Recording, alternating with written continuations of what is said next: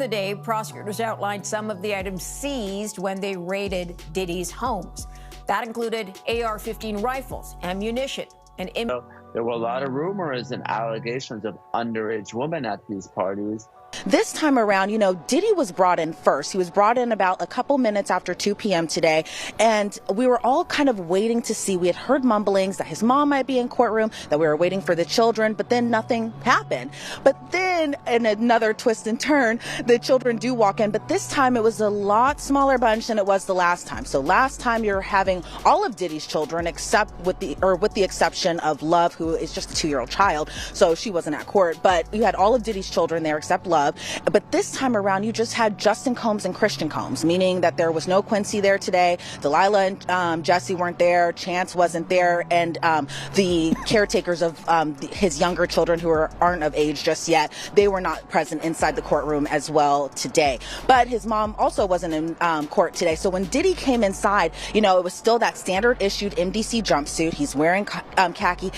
From that video of, I think that was obtained by Daily Mail back in September, of Diddy playing hacky sack in Central Park, to now he appeared just astonishingly thinner, which you can expect to be inside a federal detention center for a couple months now. A lot different from the luxury lifestyle that he was living before, but he appeared very noticeably thinner and maybe being locked up in detention. Former federal prosecutor Nama Ramani says Diddy is now facing multiple decades behind bars over serious charges, and reports claim even his own family has stopped showing up to his bail hearings when the walls close and it gets real quiet real fast. New investigation working with Diddy. He has denied all the allegations made against him in the documentary. He's facing trial later this year, charges including trafficking and racketeering. This time the spotlight is on former Danity Kane members, as Aubrey O'Day Don Richard and D. Woods has stepped forward filing lawsuits against Diddy.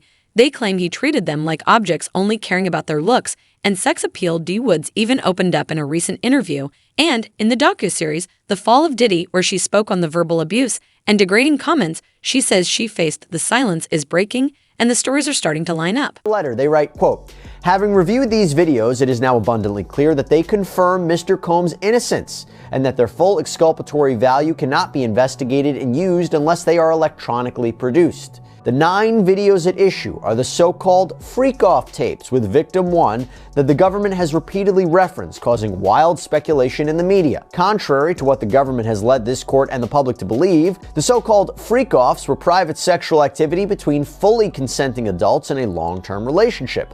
Like many Americans in the privacy of their own bedrooms, they sometimes filmed their sexual activity. These videos unambiguously show that the person alleged in the indictment to be victim 1 not only consented, but thoroughly enjoyed herself." And we believe, by the way, victim 1 to be Cassandra Ventura. This is Diddy's ex, who first filed that initial sexual assault lawsuit against Combs back in 2023. She was in that infamous surveillance footage that was published by CNN of an incident that happened in a hotel hallway where Combs is beating Ventura just while wearing a towel. It's a very disturbing video. He argues the videos don't show any orgies or celebrities or violence or coercion or threats or manipulation or evidence of anyone being under the influence of drugs, that this is not sex trafficking. Quote, "The premise that freak-offs are inherently dangerous shows that the government seeks to police non-conforming sexual activity and that it assumes, despite all evidence to the contrary, that a woman's willing participation must have been coerced." That's interesting because that's something we've long suspected, that the defense is not going to shy away from the term freak-offs. They might accept, yeah, Combs called these freak-offs, but this was entirely consensual. It was all in the up and up. It might be different to you and me, but there's nothing illegal going on here. If the government is the government in the Southern District of New York, I can't imagine this is what they're hanging their hat on if it's what the defense describes. It's like one of those things that when you have a weakness in a case, the government has to decide how they're going to use that. My guess is they're going to use it to show that there were sex workers, that these sex workers were paid. I would imagine that they have the sex workers that are in the video to come in and describe what was going on or what happened before they went on tape, whether or not they had drugs or alcohol or anything else, whether or not Cassie had drugs or alcohol, whether or not there was a discussion between Sean Combs and Cassie before the tape started. So Right. I think that the tape is going to be one portion of it, but the testimony of either the sex workers that were in the video and or Cassie is going to kind of tie. Diddy's legal team just admitted the freak-off tapes are real and now they want their own copies for review, but Judge An Suban shut that down after prosecutors warned that Diddy might try to use the footage to embarrass Cassie. The judge is allowing them to review the tapes under supervision, so the big question is why push so hard for private copies, especially when these tapes were turned over to the FBI by Cassie, and now Diddy's team is flipping the narrative, saying the footage actually shows Cassie happy and satisfied with him. And the jury sits. Will they be shown these tapes? 100%. Will they have to watch it in court? Well, like during 100% in court, in front of a room of people. And so that's the other thing that's awful. They are going to be watching basically porn for hours on end in front of people. So in front of victim one, whoever it may be, there's going to be porno played in the federal courtroom. And victim one would have been made aware of this. Oh, 100%. She's probably being told right now, like, this is going to be played in open court. Your sex history, your sex life is going to be talked about in open court. All of this. And presumably then she knows that and she's pushing forward because she hasn't withdrawn. But don't forget this. It doesn't matter if she does or she doesn't. This isn't a civil case. This is the criminal case. So she could flat out tell the federal government, I don't want to participate. And they can say, we don't care. This is a crime. Crimes are against the United States, not against them. Keep calling her victim one, but don't forget, she's a witness to a crime. So it doesn't matter if she went to them in today and said, I'm not participating. Their response, we don't care. Get your ass on the stand. Do they prep you for stuff like this in law school? Do they say, you know, you might do a case and you might have to watch hours of pornographic material and comb through it? Like, what's the semester on for this? Well, you're exactly right. They don't prepare you for that because you understand every case is different. So you read about cases. Like, I think this Diddy case is going to be studied forever. You know, I think it's going to be. Things are heating up as these tapes are set to be played in court alongside all the other digital evidence seized from Diddy's mansion. A grand jury will be watching everything the FBI collected, and the prosecution says these videos are a major part of their case, but Diddy's lawyers are pushing back hard, claiming the footage does not back up any of the serious claims being made. Now it's up to the court to decide what these tapes really reveal. Here is the other thing with Mr. Burgess. He apparently says he owns the rights to a book that was reportedly based on the alleged memoir of Kim Porter. In fact, according to TMZ, Burgess' phone was seized by the feds, and on it was a copy of a flash drive with material that was used in this book. Here's the problem. Christian and Quincy Combs, these are the sons of Diddy and Kim Porter. Quincy's actually adopted by Diddy. But they are reportedly fighting back, and they have sent Burgess a cease and desist letter to prevent the further sale of this book. They argue this is just an attempt to capitalize on Porter's fame and that they own the rights to her IP, her intellectual property, like her diary entries, her potential manuscript. As her heirs, they own it. And they also want an accounting of current sales of the book. To be clear, though, they aren't acknowledging that there is, in fact, a long-lost memoir from their mother. In fact, they've actually denied that before when there was a similar book, a derivative work, we'll talk about that, published by this guy named Chris Todd on Amazon. They were adamantly fighting against that. They said that their mother wouldn't write this. But what they're basically saying is if something should exist.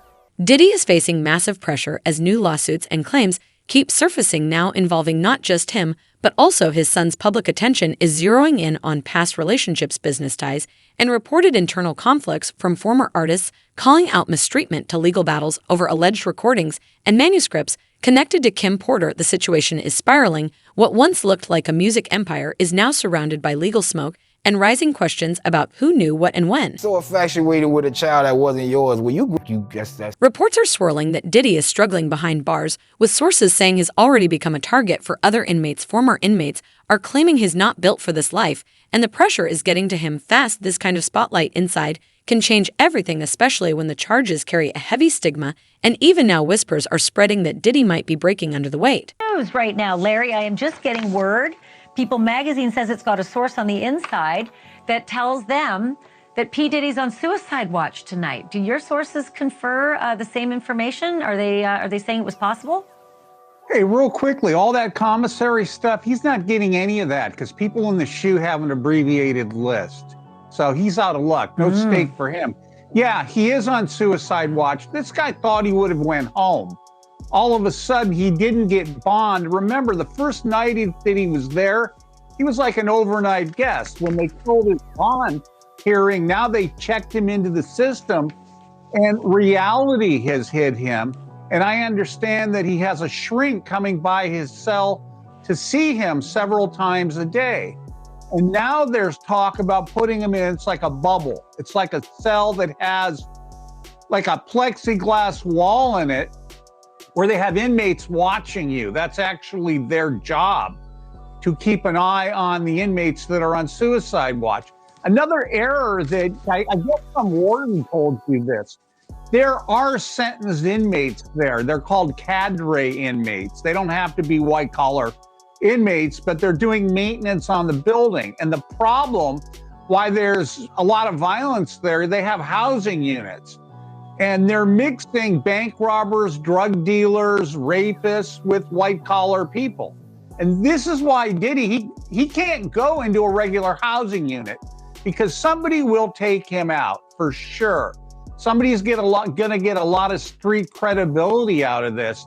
People that are doing substantial time that know they're never getting out, they'll just kill the guy. No questions asked. You think that they'd suck up to him because he's got a lot of money, and if he ever does get the commissary options, he would be able to help them. Some people do. Because I got to wrap it real quick. Okay, some people do think that Diddy can help him, but this guy's going to be locked up forever. His case will probably take at least 3 years to litigate. He'll stay at MDC. There's rumors that he wants to go to Essex County Jail in New Jersey because he doesn't like MDC. He's a marshal's inmate. There's no way they're going to transfer him back and forth, I don't know, several times a week, 6 marshals to do it. Jersey. He's out of luck. Listen, I'm going to have you back. I'm going to have you back. I have so many more questions for you, but we've had a lot of breaking news in this show. So Larry Levine. Stop it, Cut This is where the story takes a turn that hits different after everything she says. She ran to a gas station, called her father, and they drove home in silence. No questions, no words, just silence. And now as this case keeps unfolding, Diddy's legal world is crumbling, the allegations keep stacking, the courtroom is heating up, and even his own circle seems to be walking away. The music mogul, who once ruled the charts, is now fighting for his future, both in court and behind bars. Is this the fall of a legend or just another twist in a wild legacy?